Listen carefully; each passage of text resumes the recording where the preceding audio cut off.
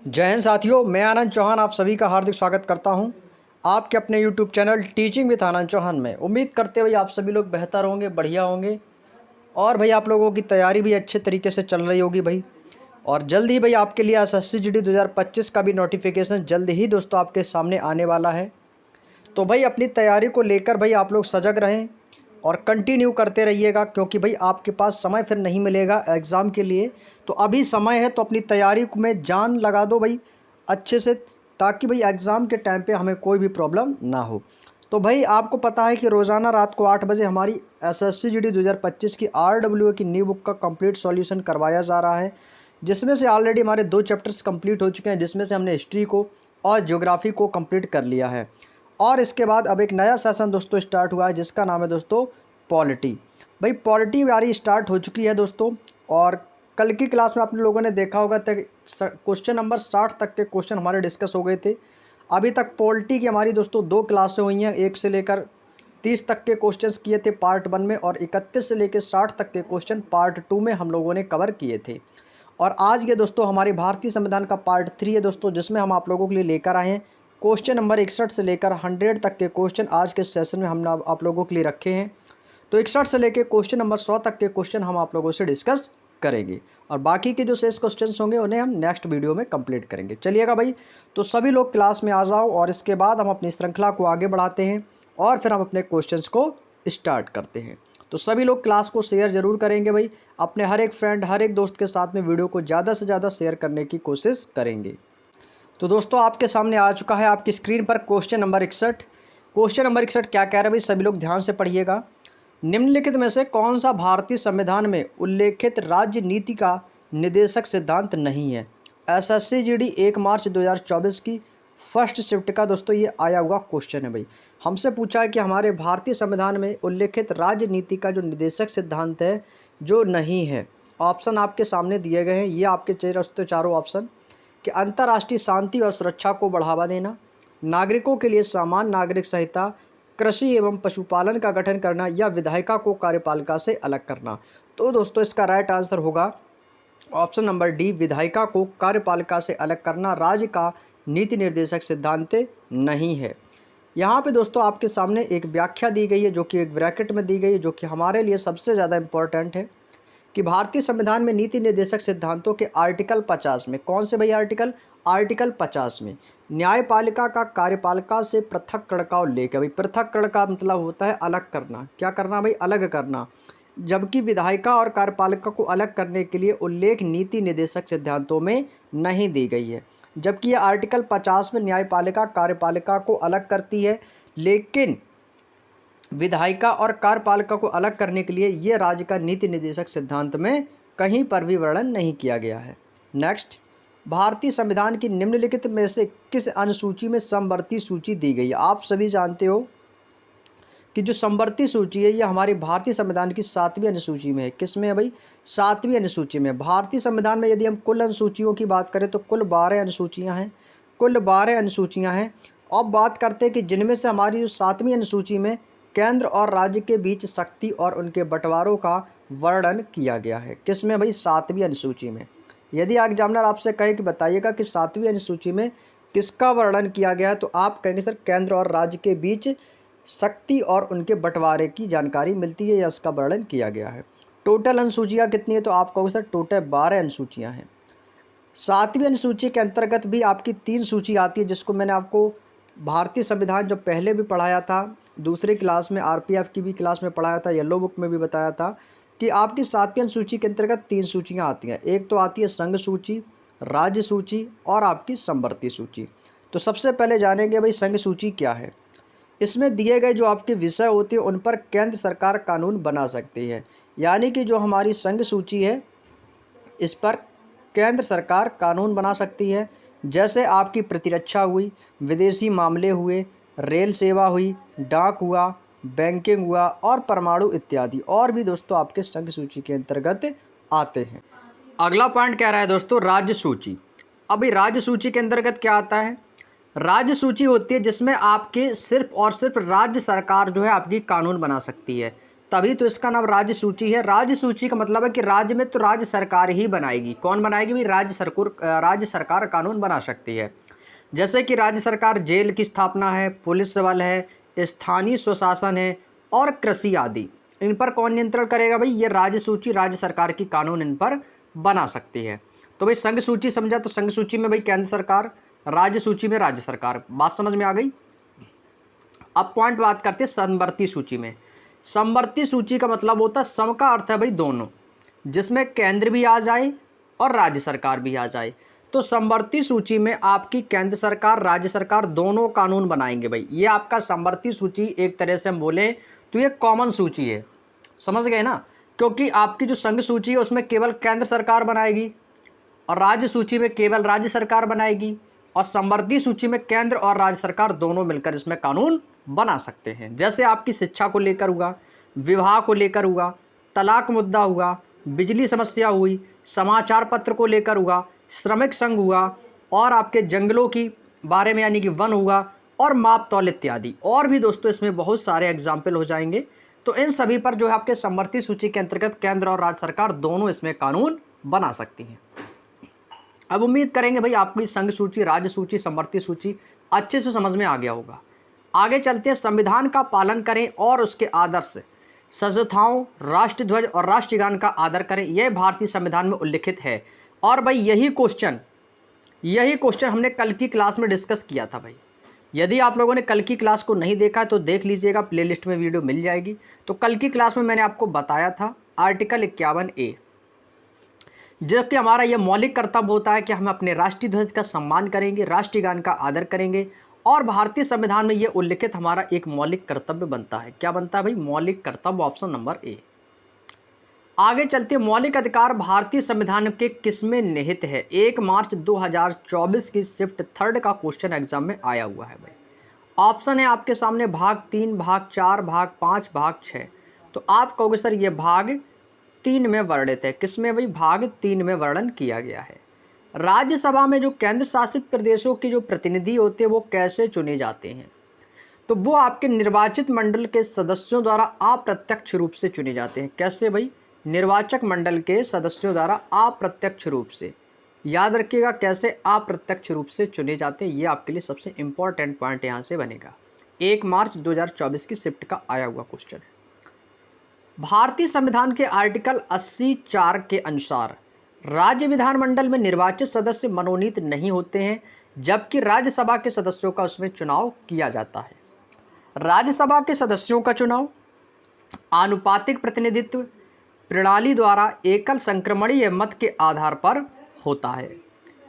Next, Bharat में किसी भी केंद्र शासित प्रदेश जिसकी शक्तियां राज्यों की तुलना में अधिक सीमित हों, उनका निर्माण उसे भंग कर सकती है। भारत का मुख्य न्यायाधीश, राज्य सरकार, केंद्र सरकार या राष्ट्रपति। तो यहाँ पे दोस्तों बात हो रही है आपके केंद्र शासित प्रदेश की। तो कौन उसे भंग करेगा? तो आप कहोगे जब केंद्र शासित प्रदेश की बात आती है तो वही केंद्र सरकार के पास जाएगा। किसके पास भाई? सेंट्रल गवर्नमेंट के पास इसकी शक्तियाँ निहित होती हैं। भारतीय संविधान के किस आर्टिकल के अनुसार लोकसभा संसद का निचला सदन है? निचला सदन का मतलब होता है निम्न सदन है, नीचे का हिस्सा। तो ये आर्टिकल आपका कौन सा आता है? आर्टिकल 79 के अनुसार। आर्टिकल 79 के अनुसार भारत की संसद राष्ट्रपति यानी कि राज्यसभा उच्च सदन और लोकसभा आपकी निम्न सदन से मिलकर बनती है। और ये पॉइंट मैंने आपको बताया भी है पिछली क्लासों में कि जो हमारा आर्टिकल 79 है, जो हमारे भारत की संसद है जिसमें आपका राज्यसभा और लोकसभा आती है, तो राज्यसभा को हम उच्च सदन में जानते हैं और लोकसभा को निम्न सदन भी कहा जाता है। तो ये भारत की संसद राष्ट्रपति, राज्यसभा को उच्च सदन तथा लोकसभा निम्न सदन से मिलकर बनती है। भारतीय संविधान में राज्य के जो नीति निर्देशक सिद्धांत है, आप सभी को मैंने कल की क्लास में बताया था कि जो राज्य के नीति निर्देशक सिद्धांत हैं ये आपके आयरलैंड के संविधान से लिए गए हैं। कहाँ से लिए गए हैं? इंपॉर्टेंट पॉइंट है भाई, याद कर लेना, मैं कल भी बताया था कि ये आपके आयरलैंड के संविधान से लिया गया है। और इसका जो उद्देश्य है वो है आपका कल्याणकारी राज्य का निर्माण करना। क्या करना? कल्याणकारी राज्य का निर्माण करना या राज्य का कल्याण। आगे चलते हैं अपने दोस्तों नेक्स्ट पॉइंट पे। अगला पॉइंट कह रहा है क्वेश्चन नंबर 69, क्वेश्चन नंबर 69 दोस्तों आपके स्क्रीन पर आ चुका है। भारत के वित्त आयोग में एक अध्यक्ष और कितने सदस्य होते हैं, ये हमसे पूछा भाई। जो भारत का वित्त आयोग होता है इसमें तो एक तो अध्यक्ष होता है, तो और भाई आपके 4 सदस्य होते हैं। कितने होते हैं भाई, तो आप कहोगे सर 4 सदस्य होते हैं। कितने होते हैं भाई, एक अध्यक्ष और 4 सदस्य होते हैं। Option number D is the right answer. भारतीय वित्त आयोग में कितने अध्यक्ष होते हैं, तो आप कहोगे सर एक अध्यक्ष और 4 सदस्य होते हैं। तो कुल कितने लोग होते हैं, तो कुल भाई 5 लोग होते हैं, एक अध्यक्ष और 4 सदस्य। नेक्स्ट, भारतीय संविधान के आर्टिकल 280 में वित्त आयोग के गठन का प्रावधान है, इज द इम्पोर्टेंट पॉइंट। अभी मैंने आपको बताया कि वित्त आयोग जो है आपका, इसमें एक अध्यक्ष होता है और 4 आपके सदस्य होते हैं। और यदि सपोज आपके एग्जाम में क्वेश्चन बने कि बताइएगा कि भारतीय संविधान के किस आर्टिकल में वित्त आयोग का गठन किया गया है, तो आपको ये आर्टिकल याद रखना है, आर्टिकल 280। आर्टिकल 280 में राज्य वित्त आयोग का गठन संविधान के आर्टिकल 243 ज के तहत किया जाता है। किसके तहत, 243 ज के तहत किया जाता है। ये आपका है राज्य वित्त आयोग का गठन। भारतीय संविधान का आर्टिकल 39A निम्नलिखित में से किससे संबंधित है। एसएससी जीडी 2 मार्च 2024 शिफ्ट फर्स्ट के एग्जाम का आया हुआ क्वेश्चन है दोस्तों। तो वो है आपका आर्टिकल 39A, जो कि आपकी निःशुल्क कानूनी सहायता भाई। किसके लिए भाई, निःशुल्क कानूनी सहायता। आर्टिकल 39 हमें बताता है कि आर्थिक न्याय प्राप्त करने का सिद्धांत। जो आर्टिकल 39 है ये हमें आर्थिक न्याय प्राप्त करने का सिद्धांत बताता है। और आर्टिकल 39A ये समान न्याय व निःशुल्क कानूनी सहायता, यानी कि भाई न्याय की जो मांग है वो सभी के लिए बराबर है, और जो न्याय किया जाता है किसी कानूनी तौर पर वो वही कैसा होता है, निःशुल्क होता है। आर्टिकल 43B जैसे आपकी सहकारी समितियों का गठन हुआ, जिसमें आपका 97वां संविधान संशोधन 2011 के अनुसार सहकारी समितियों का गठन आर्टिकल 43B के अंतर्गत आता है। भारत का चुनाव आयोग एक है भाई। ये क्वेश्चन भाई बहुत बार एग्जाम में आया है, एसएससी जीडी ने तो पूछा ही है भाई, और भी आपके जो अदर एग्जाम है उनमें भी आया है कि भारत का चुनाव आयोग एक संवैधानिक निकाय है। कैसा है भाई, आप कहोगे सर ये एक संवैधानिक निकाय है। नेक्स्ट, संविधान के भाग 15 में, संविधान के भाग 15 में आर्टिकल 324 से 329, आर्टिकल 324 से 329 में निर्वाचन आयोग तथा निर्वाचन संबंधी प्रावधान दिए गए हैं। चुनाव आयोग की स्थापना भाई, इसको लगा लो इम्पोर्टेंट, इसको लगाएंगे भाई सभी साथी हमारे इम्पोर्टेंट, कि चुनाव आयोग की जो स्थापना है ये आपकी 25 जनवरी 1950 को हुई थी, और यह एक संवैधानिक निकाय है। कैसा निकाय है, तो यह एक संवैधानिक निकाय है। मुख्य चुनाव आयुक्त की नियुक्ति, ये क्वेश्चन आपने भाई कई बार एग्जाम में देखा होगा, कई बार एग्जाम में देखा होगा कि मुख्य चुनाव आयुक्त की नियुक्ति किसके द्वारा की जाती है। तो आप भाई सभी को पता होगा कि ये नियुक्ति भारत के राष्ट्रपति करता है। इनका जो कार्यकाल होता है वो 6 वर्ष या 65 वर्ष की आयु जो भी पहले हो वहाँ तक, जो पहले हो तक होता है, यानी 65 वर्ष की आयु जो भी पहले हो उस तक होता है। कार्यकाल याद रखिएगा 6 वर्ष। नियुक्ति कौन करता है, राष्ट्रपति। बहुत पूछा जाता है एग्जाम में। निर्वाचन आयोग केंद्र व राज्य सरकारों के लिए चुनाव संबंधी दिशा निर्देश देता है। एक पॉइंट आपको यहाँ पे नोट करना है कि राज्यों में होने वाले पंचायत व निगम चुनाव में चुनाव आयोग से कोई संबंध नहीं होता है, लेकिन इनके लिए भारतीय संविधान में एक अलग से राज्य निर्वाचन आयोग का गठन किया गया है। भारतीय संविधान के अनुसार एक राज्यपाल को किसके द्वारा नियुक्त किया जा सकता है, केवल एक केंद्र शासित प्रदेश के लिए, 2 से अधिक राज्यों के लिए नहीं पूछा है। और देखिएगा 2 ऑप्शन आपके सामने और दिए गए हैं, 2 या 2 से अधिक राज्यों के लिए, एक समय पर एक ही राज्य के लिए।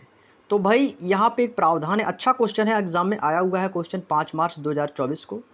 तो भाई जो एक राज्यपाल होता है वो एक से अधिक राज्यों, यानी कि हम बोल सकते हैं कि 2 या 2 से अधिक राज्यों के लिए उसको नियुक्ति मिल सकती है।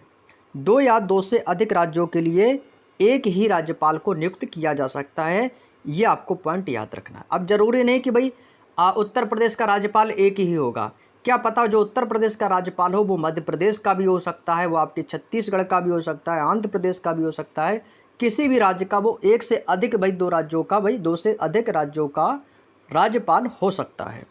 भारतीय संविधान के आर्टिकल 153 के द्वारा प्रत्येक राज्य का एक राज्यपाल होगा भाई, यानी कि हर एक राज्य का एक राज्यपाल होगा, लेकिन 7वें संविधान संशोधन 1956 में एक परंतुक जोड़ा गया है, जिसके अनुसार एक ही व्यक्ति, ये कब जोड़ा गया था, मतलब ये बात जो है आपकी कि राज्यपाल 2 या 2 से अधिक राज्यों के हो सकते हैं, तो ये बात कब जोड़ी गई थी, तो ये बात आपकी 1956 में इसको जोड़ा गया था, जिसके अनुसार कहा गया कि एक ही व्यक्ति 2 या 2 से अधिक राज्यों के लिए राज्यपाल नियुक्त किया जा सकता है।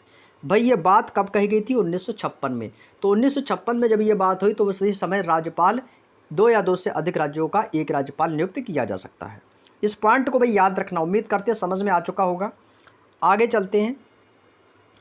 यहाँ से आपको केवल आर्टिकल याद रखो, आर्टिकल 153 और ये 1956, बाकी की चीज़ ऑलरेडी आपको समझ में आ चुकी होगी। नेक्स्ट अगला पॉइंट कह रहा है भाई, निम्नलिखित में से कौन सा भारतीय संविधान में उल्लिखित मौलिक अधिकारों में से एक नहीं है। देखिएगा, जो मौलिक अधिकारों में से एक नहीं है पूछा है, जो मौलिक अधिकार होंगे वो नहीं बताने, जो नहीं है। जैसे कि धार्मिक स्वतंत्रता का अधिकार, भाई सभी को धार्मिक स्वतंत्रता का अधिकार है।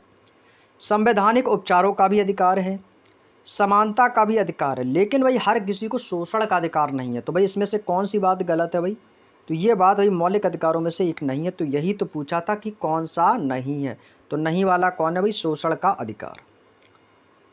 संविधान में उल्लिखित आपके मूल अधिकार हैं, इसको अब आप लोग स्क्रीनशॉट लेंगे भाई, सभी लोग इसका एक बार स्क्रीनशॉट ले लो भाई। यहाँ से ये आपके 6 पॉइंट दिए गए हैं, इन 6 के 6 पॉइंटों के आप लोग स्क्रीनशॉट ले लो एक बार, और इसके बाद हम इस पर करते हैं चर्चा। स्क्रीनशॉट ले लेंगे भाई सभी लोग, स्क्रीनशॉट ले लो भाई सभी लोग। चलिए अब देखिएगा, संविधान में उल्लिखित मूल अधिकार, यहाँ पे आपके 6 पॉइंट हैं, जिसमें से आता एक तो आता आपका समानता का अधिकार, स्वतंत्रता का अधिकार, शोषण के विरुद्ध अधिकार, धर्म की स्वतंत्रता का अधिकार, संस्कृति और शिक्षा संबंधी अधिकार और संवैधानिक उपचारों का अधिकार। समानता का अधिकार ये आर्टिकल 14 से 18 में आपका वर्णित किया गया है। स्वतंत्रता का अधिकार अनुच्छेद 19 से 22, क्रम से याद रखो, 14 से 18, फिर 18 से बाद 19 से 22, फिर शोषण के विरुद्ध अधिकार अनुच्छेद 23 से 24, फिर आपका धर्म की स्वतंत्रता का अधिकार अनुच्छेद 25 से 28, और इसके बाद संस्कृति और शिक्षा का संबंधी अधिकार अनुच्छेद 29 से 30, और संवैधानिक उपचारों का अधिकार अनुच्छेद 32। ये बेहद इंपॉर्टेंट है दोस्तों आपके एग्ज़ाम के लिए।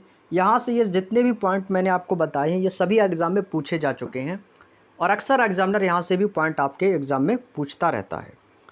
आगे चलें भाई, नेक्स्ट पॉइंट पे कोई दिक्कत तो नहीं आता, केवल आपको यहाँ से ये आर्टिकल याद होने चाहिए। नेक्स्ट पॉइंट भाई, भारत में बॉम्बे उच्च न्यायालय की स्थापना किस वर्ष की गई थी। अच्छा क्वेश्चन है भाई, अच्छा क्वेश्चन है, और ये 5 मार्च 2024 में आया भी है। 5 मार्च 2024 में ये क्वेश्चन भी आया है। तो भाई वो है आपका 1862।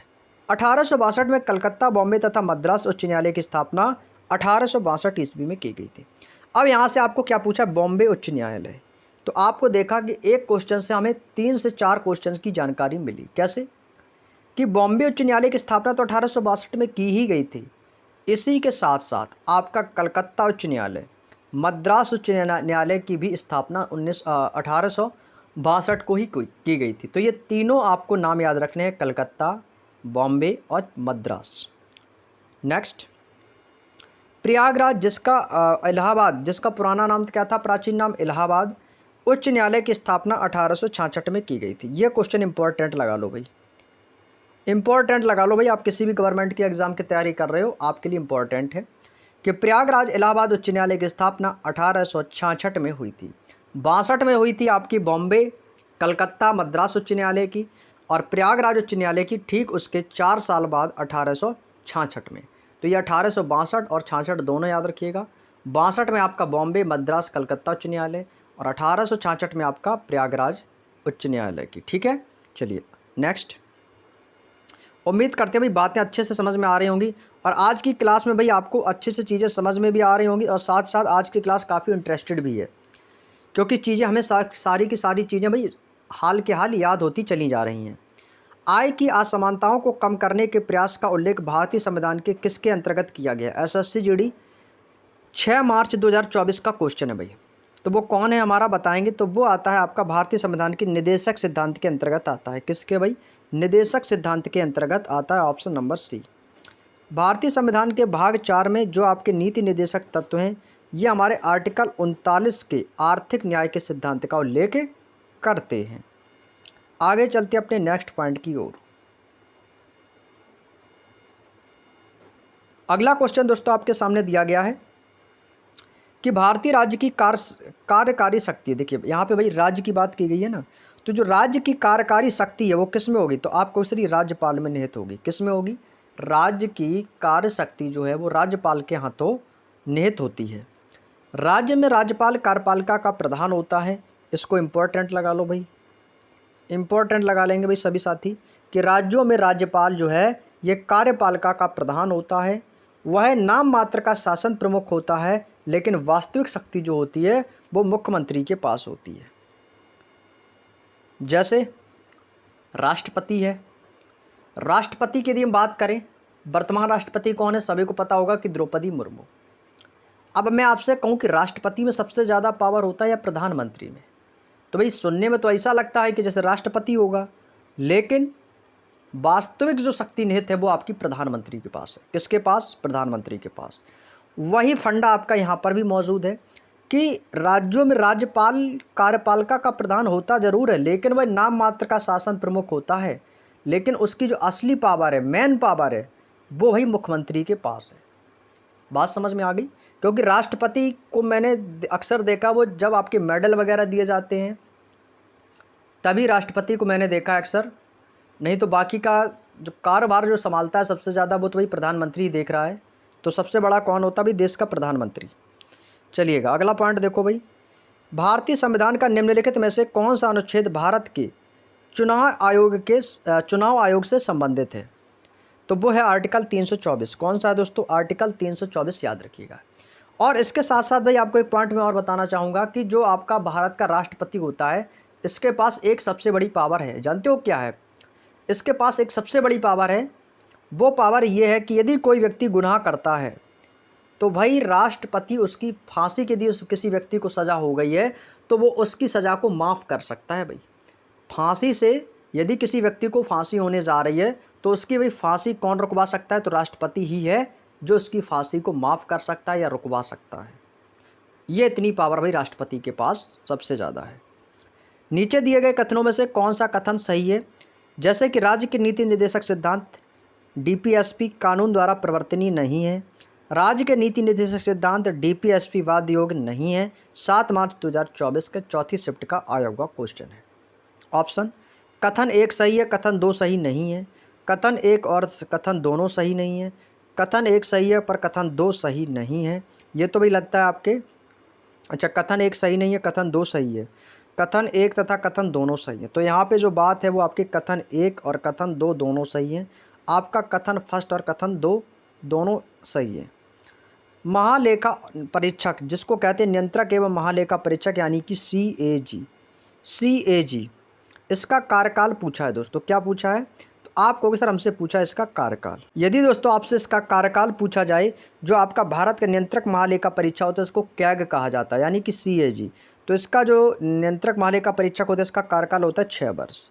यदि मैं आपसे बात करूं कि भारत का जो महालेखा परीक्षक जो होता है कैग CAG, इसकी नियुक्ति कौन करता है, ये सबसे इम्पोर्टेंट पॉइंट है ना, कि जो कैग की नियुक्ति है यानी कि भारत का नियंत्रक एवं महालेखा परीक्षक की नियुक्ति कौन करता है, तो आप कहोगे सर इसकी जो नियुक्ति है ना वो किसके द्वारा की जाती है, तो आप कहोगे सर इसकी नियुक्ति राष्ट्रपति के द्वारा की जाती है। किसके द्वारा, तो आप बताओगे सर इसकी नियुक्ति राष्ट्रपति के द्वारा की जाती है। ये पॉइंट आपके लिए इम्पॉर्टेंट यहाँ से होगा भाई, ठीक है, ये पॉइंट आपके लिए इम्पॉर्टेंट साबित होगा, याद रखेंगे इसको।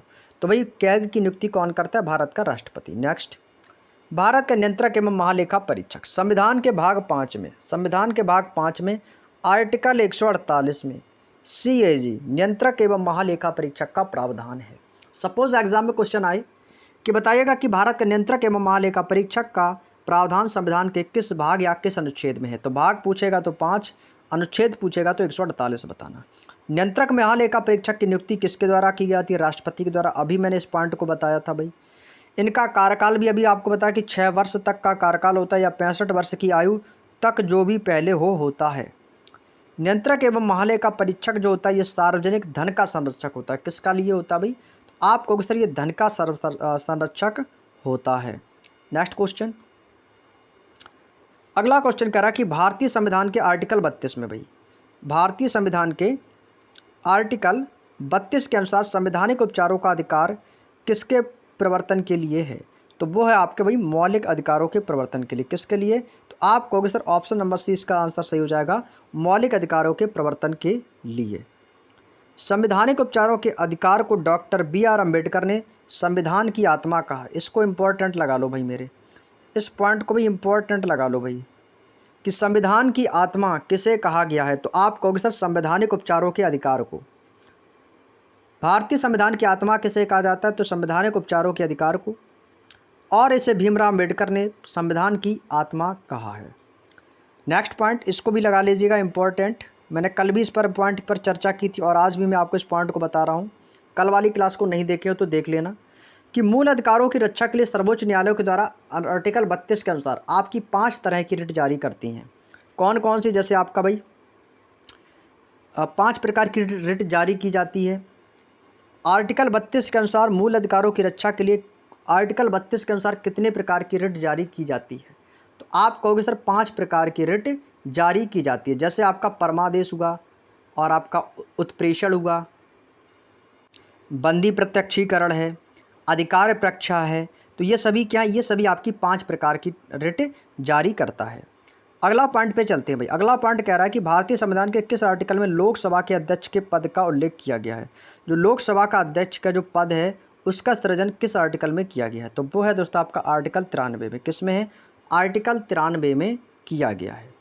लोकसभा का अध्यक्ष लोकसभा के सदस्यों में से कोई एक होता है, और लोकसभा से जो पहले अध्यक्ष थे वो थे जी.वी. मावलंकर। इनका पूरा नाम क्या है दोस्तों? गणेश वासुदेव मावलंकर। भाई इनका पूरा नाम क्या है भाई? गणेश वासुदेव मावलंकर, और इन्हीं का शॉर्ट फॉर्म क्या दिया जाता है? जी.वी. मावलंकर। ठीक है भाई, कौन थे? गणेश वासुदेव मावलंकर। ये लोकसभा के पहले अध्यक्ष थे। ये क्वेश्चन भाई एग्जाम में पूछता रहता है भाई। कोई विधेयक धन विधेयक है या नहीं, ये किस आर्टिकल में है? Very important, article 110। Very important point, article 110। कोई विधेयक धन विधेयक है या नहीं, ये किस आर्टिकल में कहा गया? तो आर्टिकल 110। इसका निर्धारण लोकसभा के अध्यक्ष के द्वारा किया जाता है, और दोनों सदनों की संयुक्त बैठक आर्टिकल 108 की अध्यक्षता लोकसभा के अध्यक्ष करता है। नेक्स्ट क्वेश्चन, सर्वोच्च न्यायालय के पास उन मामलों में विशेष सलाहकार क्षेत्राधिकार है जिन्हें संविधान के आर्टिकल, कौन सा आर्टिकल? तो आपको सर आर्टिकल 143। आर्टिकल 143 के तहत भारत के राष्ट्रपति द्वारा विशेष रूप से संदर्भित किया जा सकता है। तो वो आपका आर्टिकल 143 के अनुसार 7 मार्च एसएससी जीडी 2024 में आया था। आर्टिकल 124 क्या कहता है? कि उच्चतम न्यायालय का गठन, आर्टिकल 124, और उच्च न्यायालय का गठन आर्टिकल 214। आर्टिकल 214। यदि आपको इसको भाई याद बताऊं, भाई मैं ट्रिक याद करने का तरीका मैं आपको एक बार बताऊं, तो इसका भाई याद करने का सिंपल सा तरीका है। जैसा आपका ये 114 लिखा है ना, और ये 214, तो भाई 2 से इसको पलट दिया, 1 और 2 को इंटरचेंज कर लो बस। उच्चतम न्यायालय, उच्च न्यायालय, सेम वॉइस आ रही है, उच्चतम न्यायालय, उच्च न्यायालय। 1 का याद रखो, 2 का ऑटोमेटिक याद हो जाएगा भाई। उच्चतम न्यायालय कैसा है भाई? सबसे ऊंचा है, सबसे उच्चतम है। तो वो कैसा है? कम है, उसका आर्टिकल 124 है। और जो उच्च न्यायालय है उच्चतम से थोड़ा सा उच्च है, तो वो आपका 214, यहाँ से याद रखो। ठीक है, अगला पॉइंट है भारतीय संविधान के आर्टिकल 51A में अनुसार नागरिक के कितने मौलिक कर्तव्य हैं? तो भाई आर्टिकल 51A के तहत जो भारत का नागरिक है उसके 11 मौलिक कर्तव्य हैं। कितने हैं दोस्तों? 11 मौलिक कर्तव्य हैं। भारतीय संविधान के निम्नलिखित में से किस भाग का संबंध राजभाषा से है? किस भाग का संबंध राजभाषा से? तो भाई आपको मैंने बताया था भाग 4, सॉरी कौन सा? भाग 17, भाग 4 बता रहा हूँ मैं। भाग 17 आर्टिकल 343 से 351, ये याद रखना है भाई। ठीक है, आर्टिकल कौन सा था? तो आर्टिकल 343 से 351, और भाग 17 में हिंदी को राजभाषा का दर्जा दिया गया है। हिंदी को राजभाषा का दर्जा दिया गया है, और हिंदी की जो लिपि होगी वो कैसी होगी? ये लिपि देवनागरी होगी, और हिंदी को संघ की राजभाषा का दर्जा दिया गया है। तो भारत की संघ की राजभाषा क्या है? तो हिंदी हो जाएगी। किस आर्टिकल से? आर्टिकल 343 से 351 में राजभाषा का उल्लेख भाग 17 में उल्लिखित है। क्लियर भाई? उम्मीद करते हैं समझ में आ गया होगा। तो कौन सा हो जाएगा? तो ये आपका भाग 17, ये रोमन अंक में लिखा गया है, तो ये आपका भाग 17 हो जाएगा। जैसे आपका एक्स को क्या बताया था? 10, वी का कितना होता है 5। इसको भी याद बता दूं मैं कैसे रखेंगे, जैसे रोमन अंक आ जाए और आपको भैया एग्जाम में वहाँ पर हिंदी अंक में ना दिया जाए, रोमन में दे दिया जाए, तो एक्स को क्या कहते हैं, मैंने कल भी बताया था, भाग एक्स आया था ना 10। वी को कितना बोलते हैं, तो वी को कहते हैं 5। और यहाँ पे ये क्या है, फर्स्ट और सेकंड, ये कितना हो गए, 2 हो गए, तो जोड़ दो दोनों को, 10 5 15, 2 कितना हो गया, 17 हो गया। तो ये कौन सा भी भाग 17 है, तो यही तो लिखा है 10 और ये 5 है और ये 2 है। बात समझ में आ गई, तो कितना हो गया अभी 17 हो जाएगा। नेक्स्ट, आर्टिकल 343 में संघ की राजभाषा हिंदी और लिपि देवनागरी होगी। 348 में सर्वोच्च न्यायालय तथा उच्च न्यायालयों की भाषा के बारे में बताया गया है। 350 का में प्राथमिक स्तर पर मातृभाषा में शिक्षण के लिए सुविधाएं की जाएंगी। आर्टिकल 351 में हिंदी भाषा के विकास के लिए निर्देश दिए गए हैं। तो इसीलिए हिंदी को राजभाषा का दर्जा आर्टिकल 343 से 351 भाग 17 में दिया गया है। नेक्स्ट, भारत में विधिक सेवा प्राधिकरण अधिनियम। भारत में विधिक सेवा प्राधिकरण अधिनियम किस वर्ष कानून सहायता आंदोलन की वैधानिक दर्जा प्रदान करता है और यह केंद्र, राज्य और जिला स्तरों पर विधिक सेवा प्राधिकरण की स्थापना का भी प्रावधान करता है। तो वो हो जाएगा दोस्तों 1987। कौन सा होगा साथियों, तो आप कहोगे सर 1987 कर देना, ऑप्शन नंबर डी 1987। भारतीय संविधान के अनुसार शोषण के विरुद्ध अधिकार सभी प्रकार के जबरन श्रम और मानव तस्करी पर रोक लगाता है।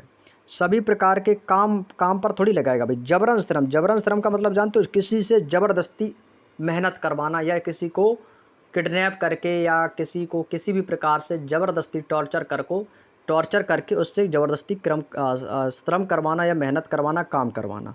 तो भाई जबरन श्रम, बाकी के सभी नॉर्मल पॉइंट हैं। ये क्या है, ज़बरदस्ती किसी से काम करवाना, ये मानव तस्करी पर होता है कि जबरन श्रम और मानव तस्करी पर रोक लगाता है। शोषण के विरुद्ध अधिकार जैसे आपका आर्टिकल 23 आ जाता है, जैसे कि मानव दुर्व्यापार और बलात्श्रम, ये कैसा भी निषेध है, बलात्श्रम निषेध आर्टिकल 23 में। आर्टिकल 24 कहता है कि जो 14 वर्ष से कम आयु वाले बच्चे हैं उनको किसी कारखाने या अन्य जोखिम भरे काम पर नियुक्त नहीं किया जा सकता है। तो भाई जब हम लोग किसी भी जॉब के लिए अप्लाई करते हैं तो उसमें भाई कितना मांगते हैं, भाई 18 प्लस मांगते ही हैं। जो आपकी जॉब होती हैं, जैसे आपकी डिफेंस जॉब हुई या आपकी एसएससी की कोई भी जॉब हुई, जो आपकी अधिकतम जॉब है उसमें भी 18 प्लस मांगते हैं भाई, है ना। तो भाई 14 वर्ष से कम आयु वाले बच्चे लेते ही नहीं हैं, तो आपके 18 प्लस लेते हैं, या तो आपसे 14 वर्ष से अधिक में आ जाते हैं। जैसे आपकी एक वैकेंसी आती है शायद कौन सी आती है वैकेंसी, सरकारी रिजल्ट पे अक्सर आपने इस वैकेंसी को देखा, शायद रेलवे की आती है, अप्रेंटिस करके आती है ऐसी कुछ, जिसमें आपके 15 साल से बच्चे मांगे जाते हैं ना उसमें। तो भाई वो भी क्या है, वो 14 से कम तो है नहीं, वो 15 से प्लस है ना, तो कर सकते हैं। लेकिन जो मैक्सिमम आपकी जॉब होगी उसमें 18 प्लस मांगते हैं। तो 14 वर्ष से कम आयु वाले बच्चे हैं तो भाई उनको किसी भी कारखाने या जोखिम भरे कामों में नियुक्त नहीं किया जा सकता है। लेकिन हाँ, यह है कि मजबूरी है आदमी की, तो करता है, लेकिन नहीं करना चाहिए। अगला पॉइंट देखो भाई, भारतीय संविधान के आर्टिकल 12 के अनुसार क्या प्रावधान है भाई। आर्टिकल 12 में भी राज्य की परिभाषा के बारे में दिया गया है। राज्य की परिभाषा दी गई है आर्टिकल 12 में, 6 मार्च 2024। ये तो बड़ा ही आसान सा क्वेश्चन था। आर्टिकल 12 में राज्य की परिभाषा दी है कि भारतीय की सरकार और संसद, राज्य की सरकार, विधानमंडल सभी स्थानीय प्राधिकारी हैं। यह आर्टिकल 12 में कहा गया है। नेक्स्ट, अगला क्वेश्चन है क्वेश्चन नंबर 88। भारतीय संविधान की कौन सी विशेषता इस विचार को दर्शाती है कि शक्ति संकेंद्रण को रोकने के लिए सरकार की शक्तियों को कार्यपालिका, विधायिका, न्यायपालिका शाखाओं में विभाजित किया गया है। जो हमारा शक्ति संकेंद्रण है, इनको रोकने के लिए भारत सरकार के द्वारा शक्तियों की कार्यपालिका, विधायिका, न्यायपालिका और शाखाओं में विभाजित किया गया है। तो इसको कहते हैं शक्ति का पृथक्करण करना। क्या कहते हैं भाई, इसको क्या, ये होगा आपका शक्ति का पृथक्करण। विधायिका क्या होती है भाई, विधायिका का काम होता है कि विधायिका का कार्य जो होता है वो कानूनों का निर्माण करना। कानून कौन बनाती है भाई, विधायिका बनाती है। भारत में विधायिका 2 सदन होते हैं आपके, एक तो लोकसभा और दूसरा राज्यसभा, जिसमें आपका लोकसभा निम्न सदन और राज्यसभा उच्च सदन से मिलकर बनी होती है। तो इसका मतलब है विधायिका जो कानून बनाती है। अब बात करते हैं कार्यपालिका क्या होती है। कार्यपालिका का कार्य विधायिका द्वारा निर्मित कानूनों के अनुसार होता है, क्योंकि जो कानून कौन बनाएगा, तो कानून विधायिका बनाती है, तो कानून के अनुसार भाई होता है। जैसे कि भारत में राष्ट्रपति, प्रधानमंत्री और मंत्रिमंडल, ये सभी कार्यपालिका के अंग होते हैं। अब बात करते हैं न्यायपालिका की। न्यायपालिका ये शासन का तीसरा अंग होता है। कैसा है भाई, ये हमारे शासन का तीसरा अंग है, जिसका कार्य विधायिका द्वारा निर्मित कानूनों के विवादों का समाधान किया जाता है। नेक्स्ट, राज्यसभा की अधिकतम सदस्य संख्या कितनी होती है तथा राष्ट्रपति द्वारा कितने सदस्यों को मनोनीत किया जाता है? एसएससी जीडी 6 मार्च 2024। ऑप्शन आपके सामने ये दिए गए हैं। तो कितने भाई, अधिकतम जो संख्या है भाई आपकी मनोनीत की अधिकतम जो संख्या है वो 250, और उपराष्ट्रपति और राष्ट्रपति द्वारा 12 सदस्यों को मनोनीत किया जा सकता है। कितने सदस्य? 12 सदस्यों को मनोनीत किया जा सकता है। ये तो सभी को पता होगा भाई। 238 सदस्य तो ये तो होंगे नहीं, या तो सी होगा या तो डी होगा, लेकिन 250 आपकी अधिकतम संख्या है। ये 245 बता रहा नहीं होगा, तो 250 और 12 सदस्य मनोनीत किए जाते हैं। Option number C. विश्व का सबसे लंबा लिखित संविधान, भाई मैंने आपको कल ही बताया था कि विश्व का सबसे बड़ा संविधान, विश्व का सबसे लिखित संविधान वो किसका है? तो ये आप कहोगे सर भारत का है। और सबसे पुराना संविधान की यदि हम बात करें तो सबसे पुराना संविधान किस देश का है? तो सबसे पुराना संविधान ये संयुक्त राज्य अमेरिका का है। और लिखित संविधान की जो अवधारणा है ये फ्रांस से ली गई है। कहाँ से ली गई है? फ्रांस से ली गई है। भारतीय राजनीतिक व्यवस्था में संविधान सबसे ऊपर है, यानी कि सर्वोपरि का मतलब होता है कि सबसे ऊपर कौन है भाई? भारतीय संविधान हो जाएगा। नेक्स्ट, अगले पॉइंट पे चलते हैं। अगला क्वेश्चन, कानून का शासन किसी भी रिक्त स्थान की नींव है, जिसका अर्थ है कि कोई भी व्यक्ति कानून से ऊपर नहीं है। तो ये होता है आपका लोकतंत्र। भाई आज की डेट में कानून से ऊपर कोई भी नहीं है, चाहे वो आपका प्रधानमंत्री ही क्यों ना हो, चाहे वो आपका राष्ट्रपति ही क्यों ना हो। कानून से बढ़कर ऊपर कोई भी नहीं है। यदि प्रधानमंत्री गलत काम करेगा तो भाई उसको भी उसकी सज़ा मिलेगी। तो ये क्या है भाई? लोकतंत्र हो जाएगा। ठीक है, चलिए अगला पॉइंट है कि लोकतंत्र वर्तमान युग में लगभग सभी देशों में सत्ता की वैधता का स्रोत जनता स्वयं होती है, और जनता ही तय करती है कि शासन कौन चलाएगा। ऐसी व्यवस्था ही लोकतंत्र कहलाती है। भाई जनता चाहेगी तो वो जिसे चाहेगी उसे जिताएगी, जिसको चाहेगा उसे को वोट देगी जनता, क्योंकि जब जनता चाहेगी कि भाई इस बार इसकी सरकार बननी चाहिए तो भाई उसी की ही बनाएगी। अब जनता चाहे तो उसको गिरा भी सकती है, जनता चाहे तो उसको बार बार जिता भी सकती है। नेक्स्ट, 26 नवंबर 1949 को डॉक्टर राजेंद्र प्रसाद ने सभा के अध्यक्ष के रूप में दस्तावेज पर हस्ताक्षर किए। यहाँ किस दस्तावेज के बारे में बात की जा रही है? अब जब आपने संविधान अच्छे से पढ़ा होगा तभी तो बता पाओगे, जब आपने संविधान अच्छे से पढ़ा होगा तभी तो बता पाओगे ना, क्योंकि 26 नवंबर 1949 राजेंद्र प्रसाद की अध्यक्ष के रूप में दस्तावेज पर हस्ताक्षर किए थे। यहाँ पर जो बात हो रही है वो भारतीय संविधान की बात हो रही है। किसकी हो रही है? भारतीय संविधान, क्योंकि भारतीय संविधान 26 नवंबर 1949 को राजेंद्र प्रसाद ने इस पर यहाँ पर हस्ताक्षर किए थे। तो भारतीय संविधान।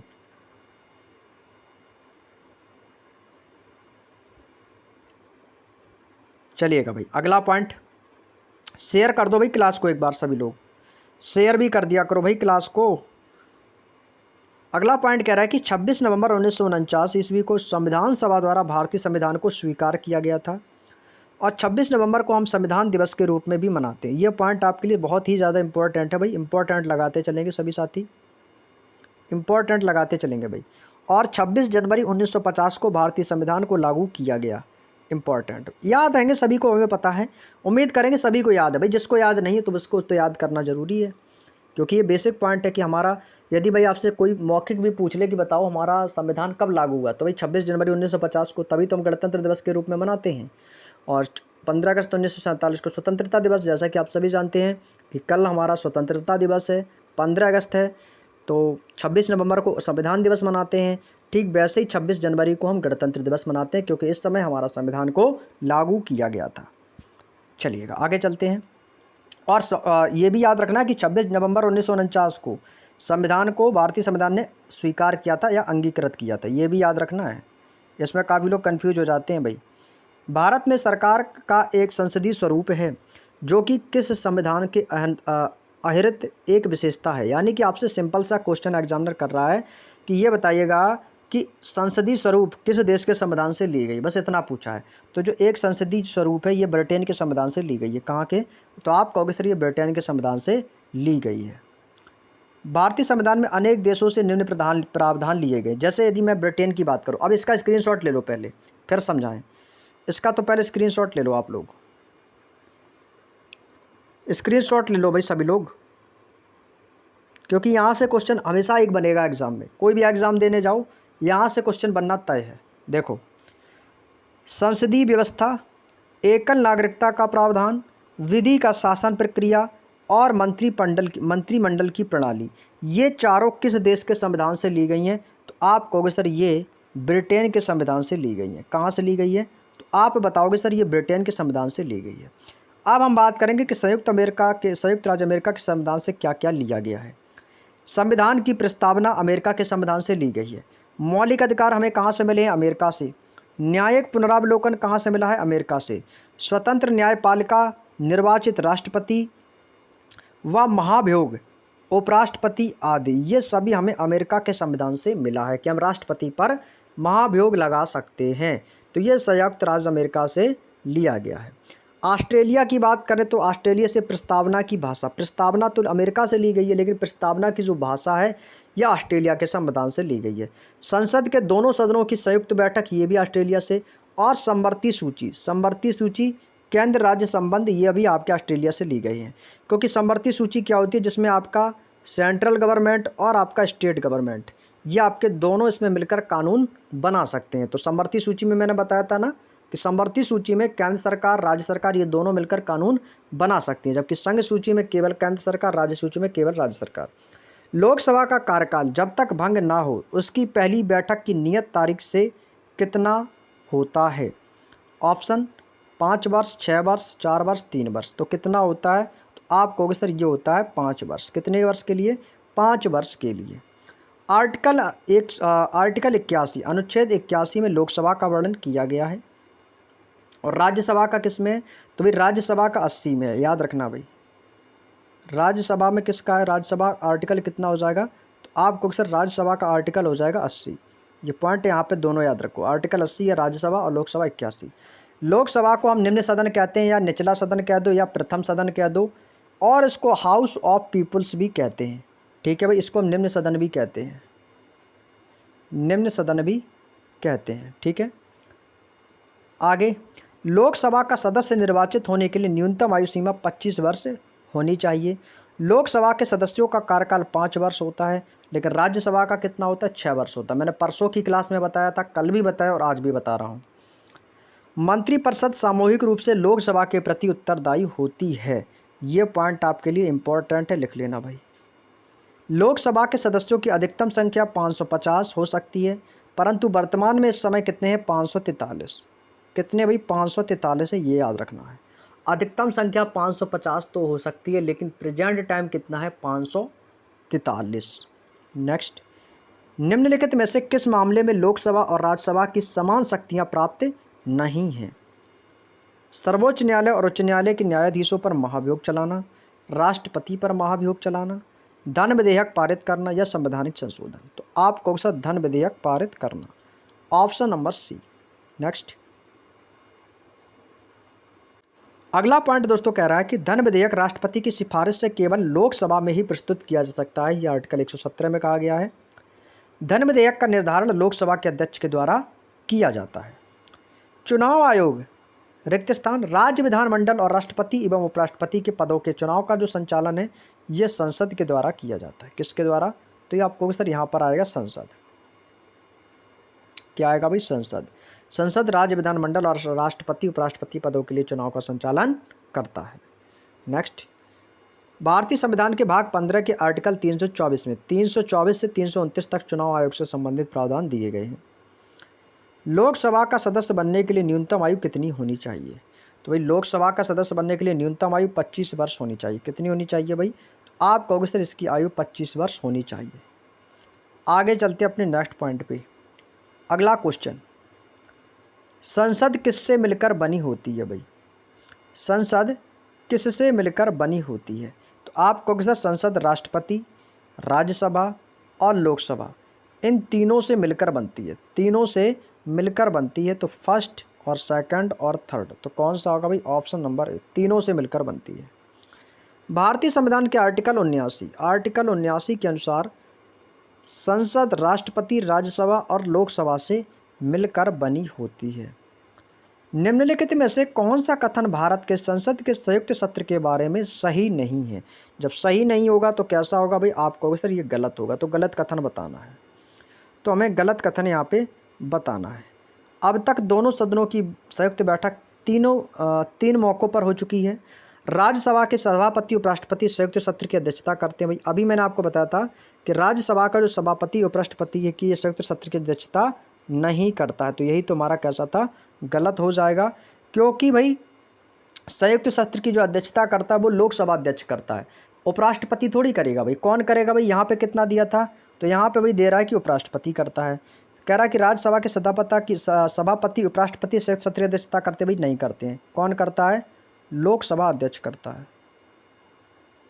लोकसभा अध्यक्ष करता है, ना कि उपराष्ट्रपति। तो ये कह रहा उपराष्ट्रपति, तो यही तो गलत है, तो यही तो पूछा था हमसे, ऑप्शन नंबर बी। नेक्स्ट, अब तक केवल 3 बार संयुक्त सत्र बुलाई गई है, कौन कौन सी? एक तो थी आपकी दहेज निषेध विधेयक 1961 में, बैंकिंग सेवा आयोग अधिनियम 1978 में, और आतंकवाद निवारण अधिनियम 2002 में। ये आपकी 3 बार संयुक्त बैठक बुलाई जा चुकी हैं। आज का अंतिम और लास्ट क्वेश्चन दोस्तों, इसके बाद हम अपनी क्लास को ओवर करते हैं कि भारतीय संविधान के मूल लेख में कितने आर्टिकल थे? ये सभी को पता भाई 395 है। भाई कितने? भाई 395। क्वेश्चन नंबर 100 हमारा आ चुका है 395, क्योंकि मूल संविधान में आपके 22 भाग हैं और 395 अनुच्छेद और 8 अनुसूचियाँ हैं। कितनी है? 8 अनुसूचियाँ, 395 अनुच्छेद और 22 भाग है। ये तीनों पॉइंट आपके लिए इंपॉर्टेंट है भाई, याद रख लेना, ठीक है। चलिएगा, उम्मीद करते हैं साथियों आज का सेशन आपको अच्छे से समझ में आया होगा। और आज के सेशन में लगभग हमने क्वेश्चन नंबर 61 से लेकर क्वेश्चन नंबर 100 तक के जो क्वेश्चन डिस्कस किए हैं, इनमें से हमने जितना सीखा अपने आप में पर्याप्त सीखा। और उम्मीद करेंगे भाई आप लोगों ने इन चीज़ों को समझा, पढ़ा, तो भाई आपको लगभग 80 से 90% चीज़ें याद भी हो गई होंगी क्लास में ही। क्लास में आपको कुछ ना कुछ तो ज़रूर याद हुआ होगा, ऐसा हो नहीं सकता कि आपने कुछ सीखा ना हो। और भाई इसका समय समय पर रिवीजन करते रहें। वीडियो को बाद में आप दोबारा से स्पीड से देख सकते हो, दोगुनी स्पीड में लगा के ज़रूर देख लेना।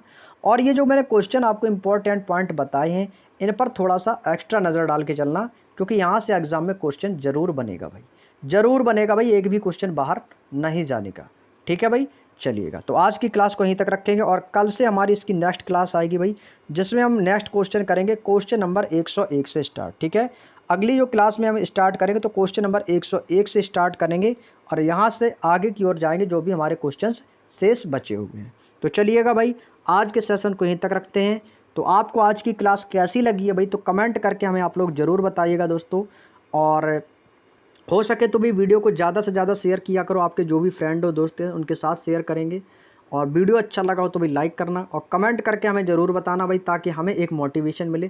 क्योंकि भाई आपका एक लाइक, एक कमेंट, एक सब्सक्राइब, एक शेयर भाई बहुत ज़्यादा मोटिवेट करता है, जिससे मैं हमेशा आपके लिए कुछ ना कुछ बेहतर करने का प्रयास करता है, ठीक है भाई। तो उम्मीद करते हैं भाई आप लोग को अपना प्यार और सपोर्ट बनाए रखेंगे। तो चलिएगा भाई, सभी को तहे दिल से धन्यवाद। सभी को जय हिंद, जय भारत, गुड नाइट, शुभ रात्रि।